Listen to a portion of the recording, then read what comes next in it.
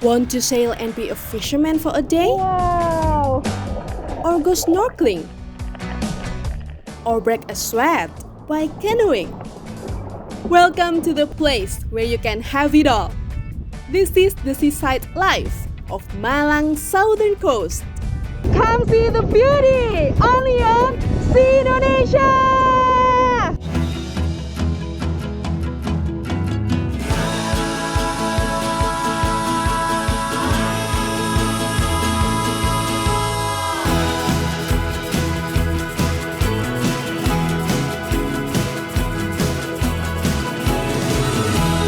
See the beauty? Only on Sea Indonesia! Wakey wakey!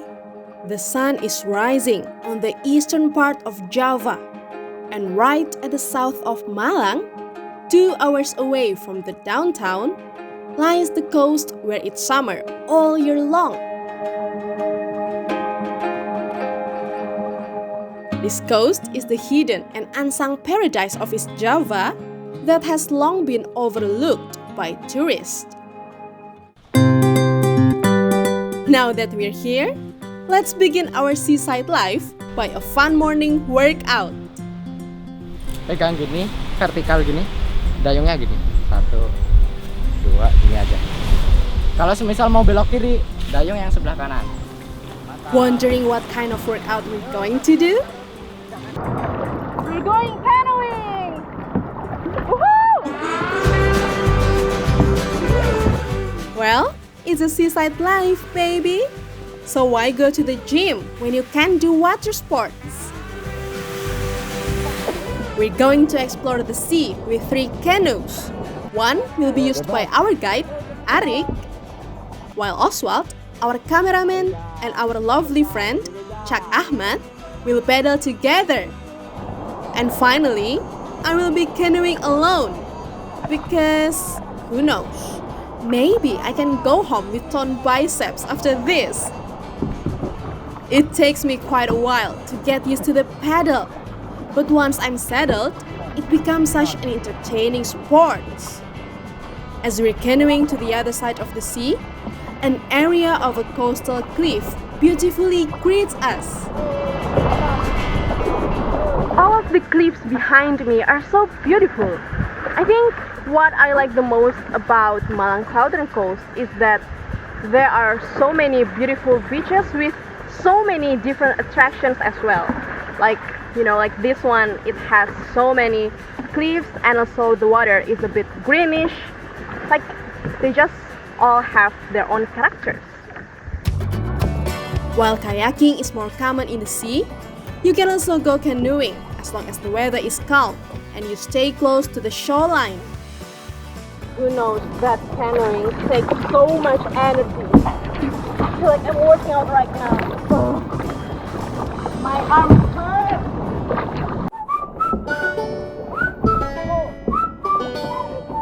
Now that I'm starting to get exhausted of solo paddling, I'm feeling jealous that Oswald and Cak Ahmad are canoeing together.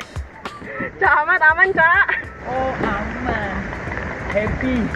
Ayo Cak, sing banter Cak, dayungnya Cak. Semangat Adele.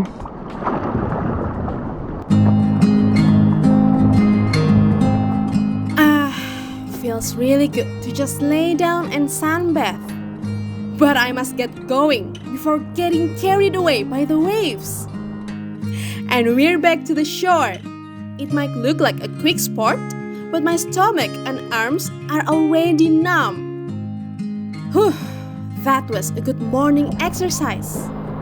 But what if I tell you that it's just a warm-up?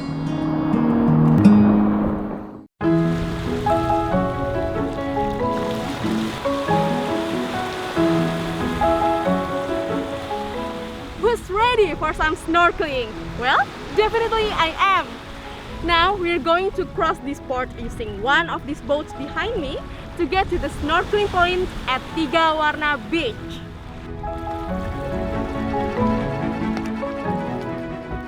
This is Ndamiru Harbor, where fishermen from all regions of Indonesia gather here. This is also the hub that connects visitors to further beaches, such as Tiga Warna. It only takes us 10 minutes to arrive at Tiga Warna Beach. And from this point, I can see the crystal clear sea with a gradation of greenish blue, white sands, covered with a sheer blanket of trees as far as the eyes can see. With this alluring view, I just can't wait anymore. Let's dip into the open water. The southern sea of Java is usually rough and distinctive of its big waves. Therefore, it is quite rare to find a beach that is calm and can be used for snorkeling. That's why Tiga Warna Beach is one of the rare gems of Java's southern sea.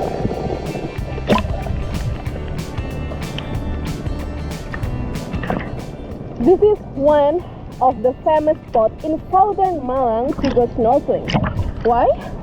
Well, because you can see all around me, the beach is blue, green, and that is why this is called Tiga Warna Beach, or beach with three colors, because it is a mixture between turquoise, blue, and green. The coral reefs might not look as colorful or as diverse, but there's a reason behind it. Back then, the fishermen around Tiga Warna, they used to catch fish with harmful methods to the point that it destroys the coral reefs here. So, ever since 2012, the locals had the initiative to do coral reef transplantation, and therefore right now these coral reefs all around this beach, they are still in the restoration phase. Ever since 2012, the locals have partnered with the government to monitor the sea activity, including mangrove plantation, corals rehabilitation, and sustainable fishing. That's also the reason why no one is allowed to free dive without life jackets, as it could ruin the marine biota that is still recovering.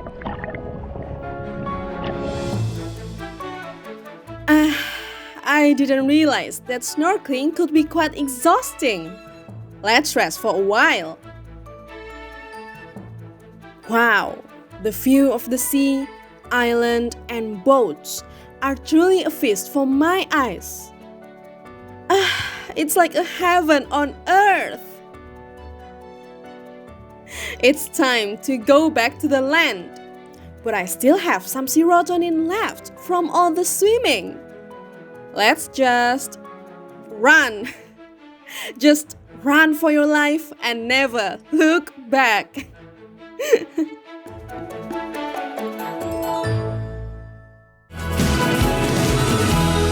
the beauty only on Sea Indonesia.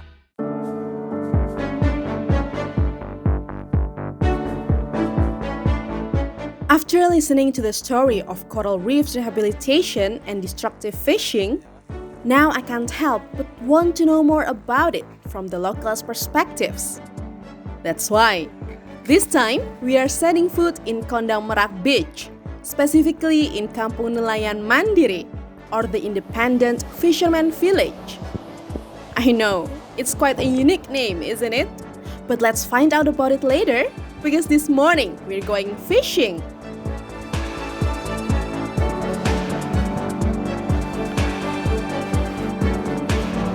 Let's start the adventure.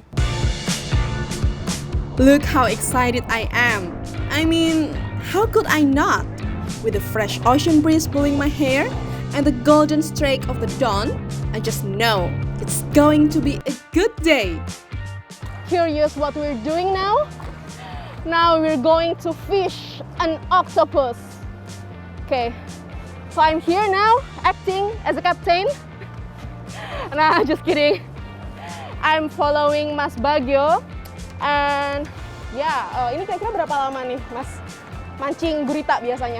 Kalau pas lagi musim enak itu ya cepet, paling nggak sampai 5 menit udah sampai. Kalau sekarang musim enak atau musim gak enak? Belum ini. Belum. Musimnya. Okay, let's just patiently wait. This is the bait for the octopus.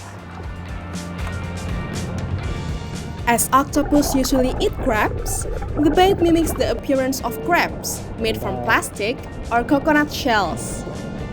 To catch an octopus, Mr. Bagyo uses a simple traditional handline and sinks the bait into the sea while lifting it around 0.5 to 1 meter above the coral reef.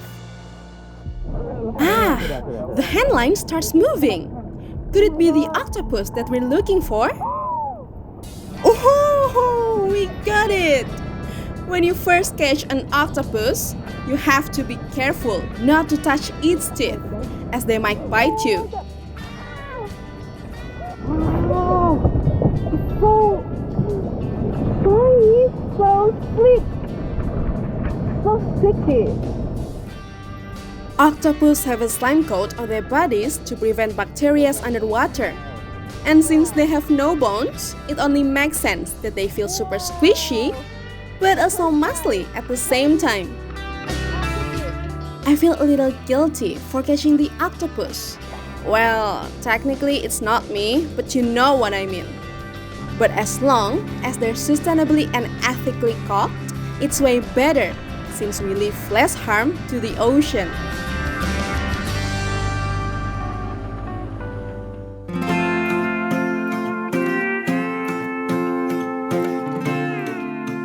After completing my job as a fisherman assistant, I want to explore more about their way of life that implements sustainable fishing.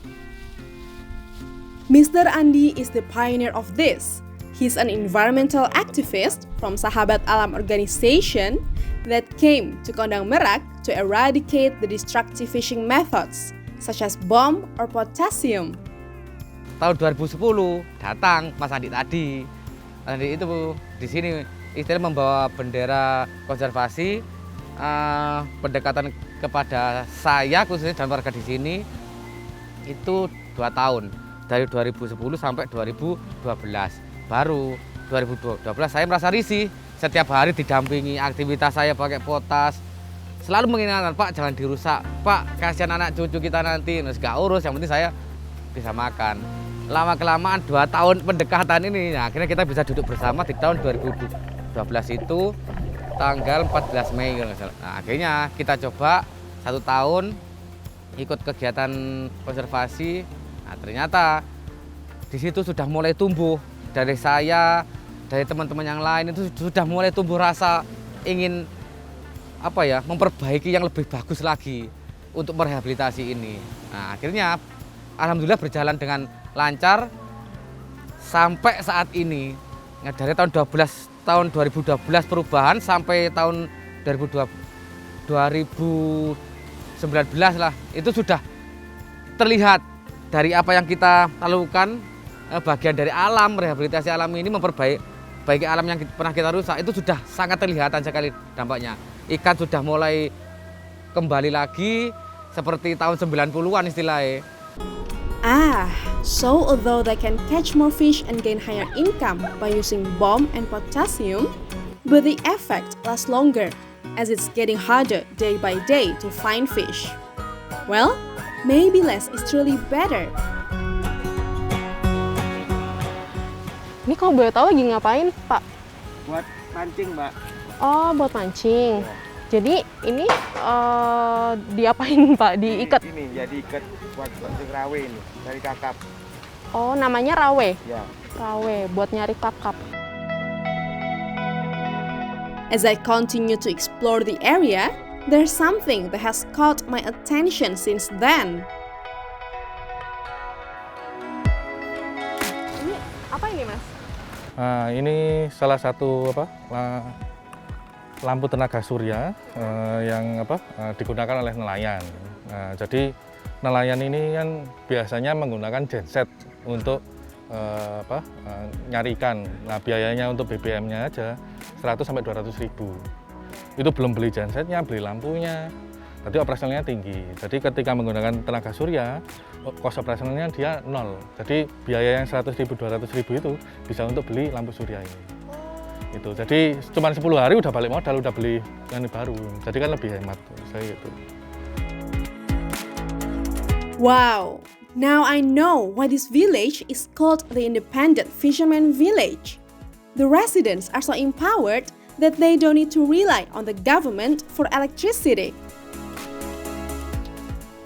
Nah, ini salah satu tenaga surya kita. Jadi panel ini menghasilkan salah satunya adalah lampu. Nah, seperti ini.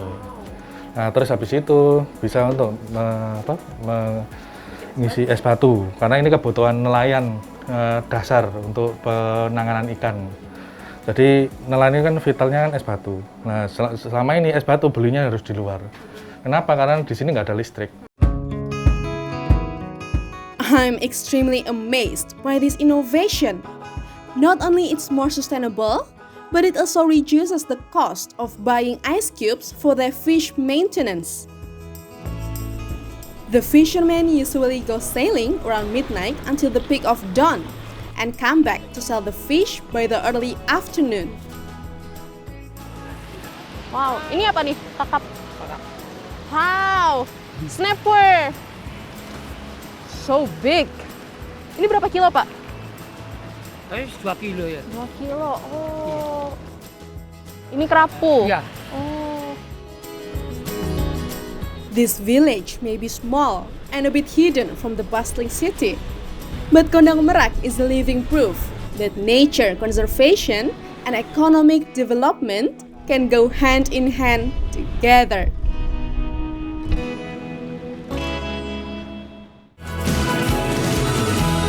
See the beauty only on Sea Indonesia.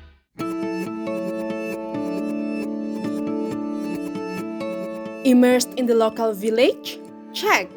Experienced life underwater? Check.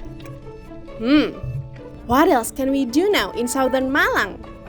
Probably enjoy the ocean from up in the air? So we have sailed to the sea and we have snorkeled, and this time we're going paragliding.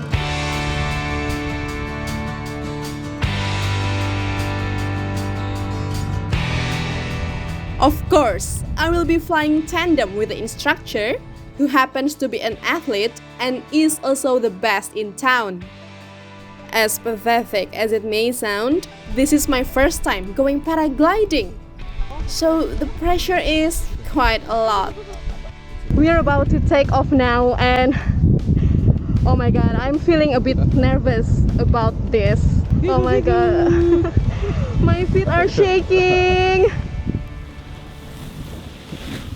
We will begin flying in 3, 2, 1, and fly! Woohoo! I'm flying and soaring free like a bird! As soon as I begin to fly, the weight that was on my back suddenly disappears into the thin air. What began as an adrenaline rush has now changed into a complete pure bliss, joy, and serenity.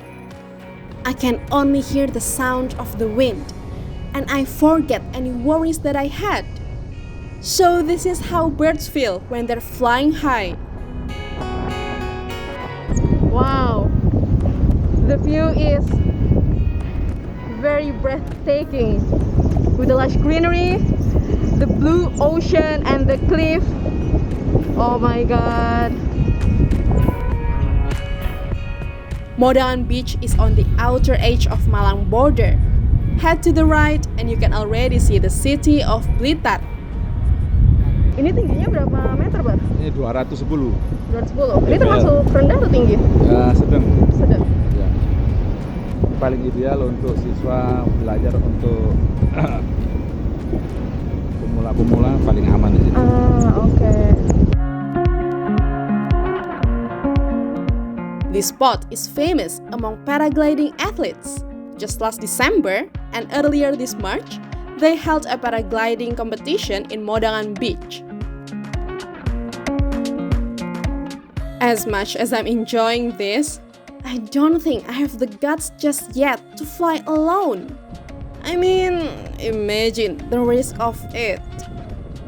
We're getting lower and lower to the point that my feet almost hit the tree below me. And slowly but surely, it's time for landing. We're landing now. It feels strange to get my feet back on the ground. My body suddenly feels all heavy again. From this time on, I guess paragliding is my favorite thrill-seeking activity. And I can't wait to have more of it on my next journey.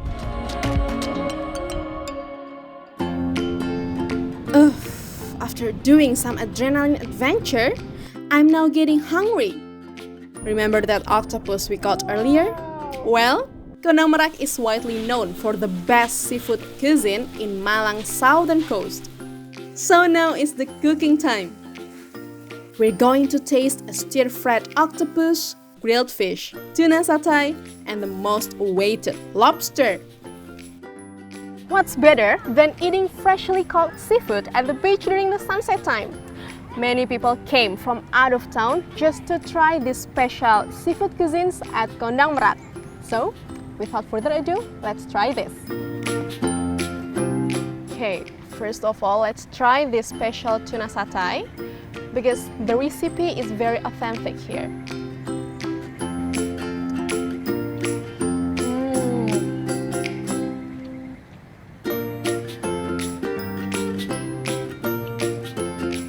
So soft and the flavor is so rich, and well, I usually only eat like raw tuna in sushi, but this one, it is very delicious. Okay, next let's try this spicy octopus. Oh, it is so tempting.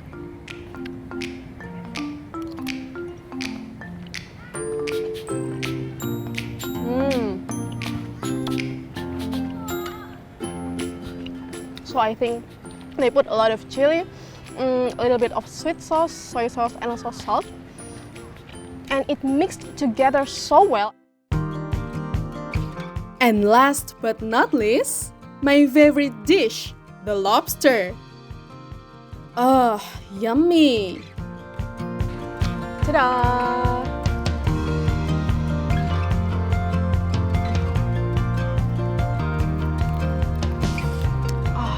Look at all the meat here.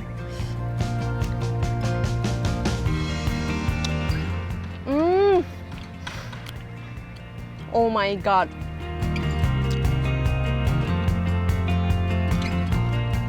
Oh my god. How can something taste so good?